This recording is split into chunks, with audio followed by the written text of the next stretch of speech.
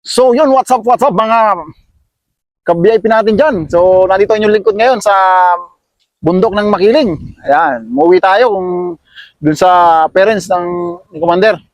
So dito rin ako dati nakatira at may ginawa din ako dati ditong bahay. And then dyan din ako namamasyal sa kabundukan na yan. So nung wala akong trabaho, katapos ng pandemic, dito ako tumambay nun. Tapos yan, nanghahunting ako ng mga wild animal dito. So ayan. So, na-miss ko rin. Ang sarap ng hangin, sariwang hangin talaga. Dito tayo sa paano lang Makiling. So, dito rin ako noon. Halos gumawa din ako ng tree house. Doon sa mataas. Halos yung kalagatian na ng bundok ng Makiling. So, gumawa ako sa taas ang puno ng tree house. Gawa sa kawayan. So, yan, mga ganyan kawayan. No? Yan. So, na-miss ko. Napakasarap talaga ng sariwang hangin dito. Tapos ayun, mga baka ni ayan, isa sa alaga ni tatay. Ayan. Stepfather ng ating commander.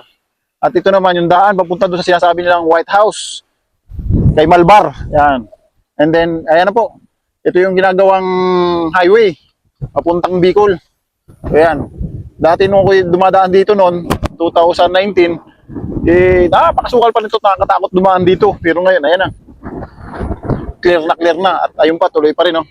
Going sila doon, gumagawa sila ng tulay. Kasi medyo may mataas na area yung nandiyan. Yan, napakasarap ng hangin. So, tayo dito. Titingnan natin yung mga tanim ni tatay. Mahilig siya magtanim. So, dito ako tumutulong sa kanya dati nung wala akong trabaho. Tatanim ng kamote, balinghoy, saging, yan, katulad niya, mga ganyan. Yan, ano? Puso ng saging. Sarap niyan. At may mga buko pa. Yan. Ayan, buko. Wow! Papakita niyan mamaya. Yan. Ayan. Wow, may tubig oh. Linya ng tubig. Ayan. Hoy, mga papaya. Yan. May tanim din siyang mga anyog. Doon sa dati naming kaingin ni tatay. Doon, ayan. Yan, pundok na Makiling yan. Yan yung pinakatuktok na natatanaw nyo dyan sa baba. Dyan sa bandang Laguna. Baba ng mga San Pedro, Maynila. Yan yung nakikita yung bundok na mataas. Makiling. So, nasa paanan na tayo niya. Tapos, daming papaya yung tatay, oh. Tanim mo. Tama-tama yung pagbisita natin ngayon dito. So, yun. Medyo akit-akit tayo dito. Oh, dami ding sayang, kamuti. Baka makapag-uwi din tayo mamaya sa Maynila ng kamuti. Hingi tayo kay nanay tsaka kay tatay. O yan. Wow. Medyo matas-tas na. Sana walang ahas. Gala ka. Gala. Yan. Namiss ko yung dati. May mga tanim din kami tatay noon. Siya yung nagtanim pala. Kami lang yung tiga bunot. So yung gantong kalaki ay nakapagtanim siya ng mani. Yun. Sana ma-revive ko pa yung video ko na yun. Na nagbubunot kami ng mani. Ilang sako din yun. Ayan, dito tayo sa taas. Wow. Ayan naman. Namiss ko talaga umakyat dito. Wow. Ang taas na. Sana walang ahas. Diyan pa naman takot si VIP. Sa ahas, laki-laking tao yan o. Woohoo! So ayan na Makiling. Na natatanaw nyo na napakataas. Sarap. Ganda ng tanawin, di ba? Nakaka-relax. Malayo sa pollution. Geng. So yun guys, nandito tayo sa medyo mataas na area. Yan. So na-miss ko talagang umakyat ng bundok. Kung saan ako dati nakatumambay nung wala akong trabaho pagkatapos kung graduate ng BIP pagkatapos ng pandemic, dito ako natambay. Tumulong ako dun sa airpot ni Commander. Nagtatanim sila dito ng mga kung ano-ano sa kaingin na to, bundok to. So ayan, bandang taas na yan ay yung sasabi ko sa inyong kay Malbar. Ayan, may White House diyan. So si tatay ay magaling magtanim talaga yan. Mga kung anong saging, mais, mani, anuman dito sa gilid ng bundok na yan. Kaya ito yung pinagkukuhanan nila ng pang-araw-araw na pagkain. Yung pagkatanim ni tatay. May mga alagang baka, kambing, manok, yung madako nung malaga niya dito. Yun. And then, dati sumasama ako nung pag nag-uuling siya dito. Pero yung pag-uuling, pagpuputol niya ng puno, pinapalitan din naman niya. Yun. Kaya naman niya ng kung ano din may tanim niya. Kaya, at saka yung mga ginagamit naman niyang pag-uuling dito ay yung mga katulad ng mga mangga, yung mga nasisirang puno na, yun. So, yun na nga. And then, time na nakikwento ko na sa inyo, na gumawa ako ng kubo, namimiss ko na, yung kubo sa taas ng malaking puno. Taas talaga, halos. Apat ko, tangkad kong to. Apat ang taas. Puro kawayan yun. Dito sa likod ng, ano to, ng burol na to. Yan, paano din yung makiling yan? Tapos yun ako natutulog. Tapos natutuwa ako dun sa mga wild animal. Kung sabi yung baboy damo. Ang problema, pag hinahunting ko, hinihintay ako ng baboy damo makatulog bago matake. So napakagaling talaga niya. Manguha ng mga tanim ni tatay, yung mga kamote, mga balingoy. Napakahusay talaga ng baboy damo na yan. Kaya di ako nakahuli ng baboy damo. Pero si Airpat ni Commander, yan, dyan sila magagaling. Manghuli na ang ganyan. So, alam na bawal, pero alam niyo na. Pero yung mga nahuli naman niya, yung mga halos malalaki na rin. Yan. So, na-miss ko talaga ang umakyat dito sa paanan ng makiling na to. Natatakpan yung pinakatuktok ng makiling. So, pag nandiyan ka sa baba ng Laguna and then ng Maynila, napakataas ito. Pero dito, pag nandito ko na sa may mismong paanan, at tinitira nila Airpat ng commander ko, ayan na. Tapos ayan, dito makikita mo yung MGI. May Barara. So dati din tayo nagtrabaho diyan bilang sa security. Tayo na duty pa sa security sa loob niyang geothermal na yan. Yan. Yung umuusok na yan. Galing sa ilalim ng bundok yan. Yung MGI po na yan ay isang pinagkukunan ng energy, ng kuryente na sinusupply sa bahayan dito sa Kapatagan. Yan. Ewan, napakahusay po at napaka-aliwalas, napakalamig ng pakiramdam dito sa Makiling. Ewan, bundok Makiling, si Maria Makiling. Ayan po. So hindi na makita sa sobrang dami ng may mga tanim na balinghoy and then kamuti. Muting baging. Yan. Ganyan po kasipag yung Airpat ng commander ko. So, dyan yung kubo niya sa baba at may bahay din siya dun sa baba nga, katabi ng dati kong bahay. So, ilang taon na tayong hindi nakakapunta dun sa bahay. Ayan. Kaya dito kami dumiretso sa Kaingin, sa taniman ni tatay. Dito kami magluluto ng masarap na native na manok. Woo!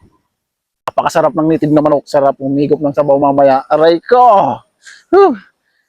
Patay na naman. So, bababa na tayo guys. Yan. Ayan yung mga kamote, oh. Kaso ginasak ko na. Nagagalit ito. So, yun, na-miss natin yung sariwang hangin dito. Sana makabalik ulit tayo sa isang araw. Ayan. So, mamaya ulit tayo, guys.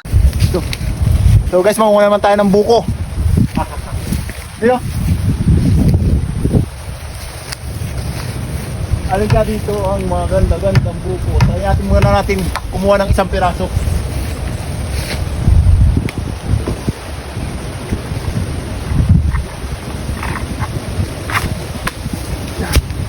Okay. Kuha na tayo ng isa.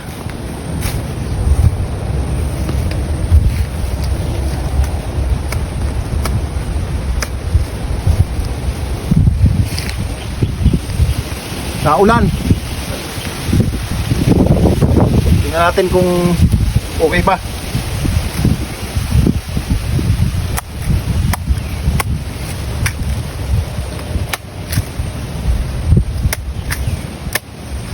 Tigas na yata. Hindi na siya buko. Ako din na buko. Nyug na. Dapat yung sa baba. Matigas na. Tingnan mo. Kung ano. Pwede sana yun kung magana Ayan, sabaw. Salad tayo. Sabaw-sabaw muna tayo. Tigas na. Pero okay pa pala, buko pa. Kuha ka pa. Dadali natin. Papabalatan natin. Oh, napakatamis. Napakatamis na sabaw ng buko. Press na press. Ha?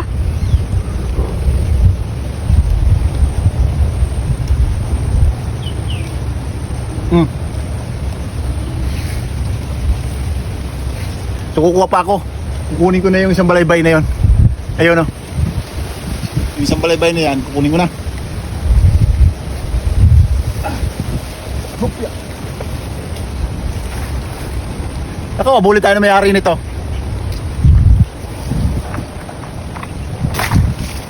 Isa.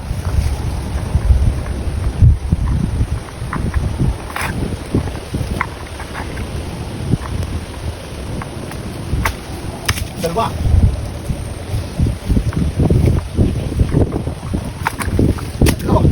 Sanay din naman manguha. Tama na. Yun na so. Ganito talaga pag ikay na minauwi ang probinsya. Ayun, Nakapagbuko, das nga. nakapagulay. Kunin mo po yung So, yan. das. Tama na at bawas ipunin na kasi naulan. Malamig dito sa Makiling. So ito na, ipunin lang namin tong buko. And then, kakargahan natin kay Piyojot. Ayan na, lumakas ng ulan. Ayun na. Dili. Ano na? Sayang yun. So ayan, mabaltan muna natin yung buko na nakuha natin. Ilang piraso din yan, iuwi natin ng Maynila. So medyo marami ng karga niya si Piyojot sa likod. Yung dadagdag pa natin to. Iba talaga pag nakaka-uwi ng probinsya.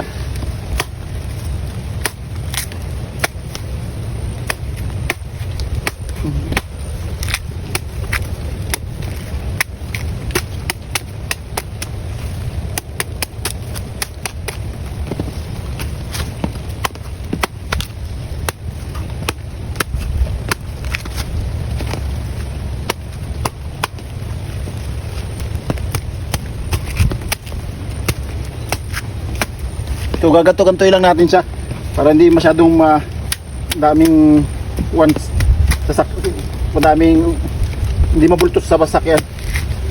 Hindi masyadong mabigat. Alay, may taga pala ako. Yan. Hindi ko alam. Ha, di marunong. Like ko. Malaki? Hindi ko alam yun ah. Malaki nga. Tama na. Nataga. Ang kamay. Baka hindi yan sa ano, dun yan sa panungkit. Hindi ko lang gawak ng ano. Hindi marunong. Pumipong po na siya sa pantalon mo. Sabi pa ano na kay tatay eh.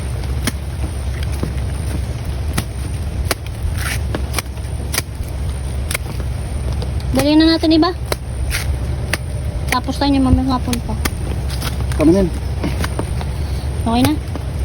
Yun guys, uwi na tayo ng Manila. Back to Manila na muna tayo rin. So thank you kahit maulan. So yan, sawa tayo ngayon ng iuwi.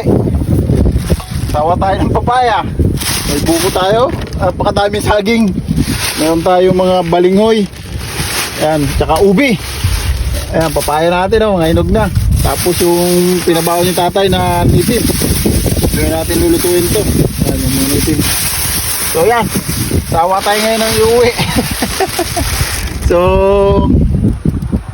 maulan na araw kaya sana gabayan kami ni God pauwi ng Manila and then diretso pa ako sa trabaho. Ingat lang sana pag uwi. Bye. Dami na. Madami. Yun pa. Thank you.